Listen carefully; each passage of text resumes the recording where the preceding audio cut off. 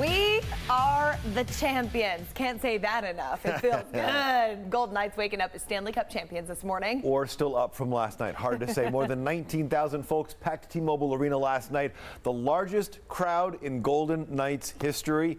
I had the pleasure of being there, which was, I was somewhere in that area. Somewhere way over there. Well, we've got team coverage this morning. After all the celebrations went late into the night, what's next? Lauren Negretti joining us live near Caesars to show us what the players and the Cup got up to last night. Candace Charles joining us outside of City National Arena. We're getting ready for some new championship merch. But first, Ron Futrell in studio this morning, and you've got a recap, Ron, of the big win. Love it. Brought out the rally towels, okay, from last night. By the way, gentleman's sweep is what it was. That means you let them win one game, the Florida Panthers, and you win it in 5, is what the Knights did. This was sort of interesting last night. Coach Bruce Cassidy starts 5 of the original 6. They were called Misfits back in the day, the original Knights. Marchessault, Riley Smith, William Karlsson. Shea Theodore was in that mix, along with Braden McNabb. William Carrier also on that team from 2018. Can't start 6 guys, skaters at least. A win by the Knights and the Stanley Cup is theirs or ours. Mark Stone, that goal gets better the more I watch it. Fun goal right there. Knights win going away 9-3. This one was over early. At this point, it's all over but the celebrating, and there was plenty of that. Here's a little bit of that fun skating around the ice for the Vegas Golden Knights. This party, this fun, this celebration is still going on around town right now with the players. I talked to some of them after the game. I don't know how much I'll remember about the hockey itself, but I'll certainly remember this group and the memories that we've shared throughout this year, and the ones that we're going to make later on this week. You can't recreate this feeling. You can't. You know what? It's thankful for everyone that's helped me along my journey too, right? And a lot of us hockey players and people in the sport, we don't get here without our support systems. How does this feel for you? It feels amazing. I mean, their GM was the one that traded me here. I guess it's kind of come full circle.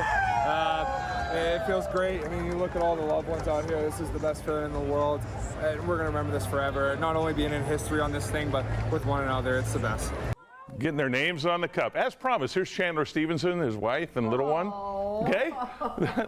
In the cup right there. Oh, of course. And get those pictures of that great moment right there with the guys. And congratulations. The cup, by the way, is heavy. 35 pounds? Oh, I got the chance. They said, Ron, you want to lift it? I said, no. Why would I want to do that out on the ice? Oh, so I did. Okay. Of course.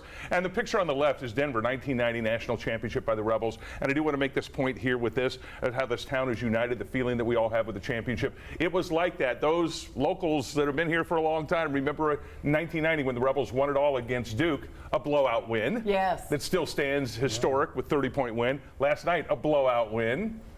Beat up by 6 goals. Yeah. If we can make this a tradition, we can live with that. Yeah, keep it up, guys. Maybe a little sooner. This team's going to be good for a long time, folks. Yeah. Oh, they're solid. It's amazing. Their synergy last night. How about a World Series win in 5 years? Well, we got to get it. That would be greedy. Team, okay. We're still got a Super Bowl coming up here. Jerry's thinking big. Also, Chris Matthews caught up with some of the players on the ice following the win by the Knights. What a magical night here in Las Vegas. Of course, you can't make this stuff up. Bill Foley predicted a cup in 6. Tonight they win the cup, and it's a movie script that you would not believe. 9 goals on the board. Mark Stone gets a hat trick, and the Vegas Golden Knights are hoisting the Stanley Cup.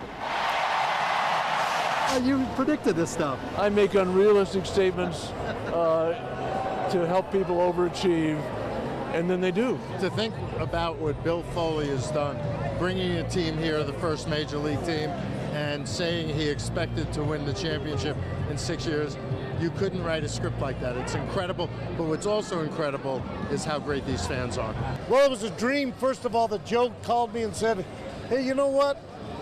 I think a franchise in Vegas would go great. How about the NHL? So we went and saw Gary Bettman, and the rest is history. Has this been the best investment you guys have made? Oh, yeah, you think? Yeah. I mean, it just skyrocketed. For me, it was almost surreal, almost a little bit overwhelming. Never give up, never give in, always advance, never retreat. And the boys adopted it. They're part of the deal. It's really satisfying. And when you get goaltending you got a shot. So to be able to raise that above your head, I mean, there's no words other than a dream come true, right? So it hasn't fully settled in yet. I'm the captain of the team, but I wasn't just, can't do it by yourself. We got some of the most deep leadership group I've ever played on. The silver trophy to the Golden Knights. So the Knights win the Cup. The Stanley Cup is in Las Vegas tonight, and they're celebrating all through town. A parade most likely on Friday. We shall see. But it's going to be interesting because Bill Foley said, hey, one cup isn't enough. He wants to build a dynasty here in Las Vegas, and he's on his way. Reporting from the ice here at the Fortress, Chris Matthews, 8 Sports Now.